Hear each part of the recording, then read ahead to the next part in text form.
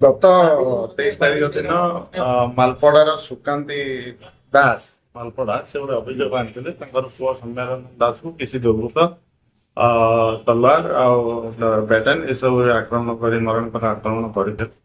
ତ ତାଙ୍କ ମେଟାକାନି ଘଟଣାଟା ହେଇଥିଲା। ତ ସେଇ ଆଧାରରେ ଆମର ଟାଉନ ଥାନାରେ ଗୋଟେ କେସ୍ ହେଇଥିଲା।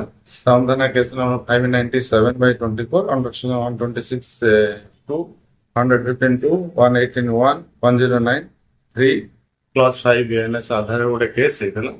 ସେ କେସ୍ର ତଦନ୍ତ ଆମେ କରିଥିଲୁ ଏଥିରେ ଯୋଉମାନେ ସଂଶ୍ଳିଷ୍ଟ ଥିଲେ 3 ଜଣ ମାନଙ୍କୁ ଧରା ହେଇଛି।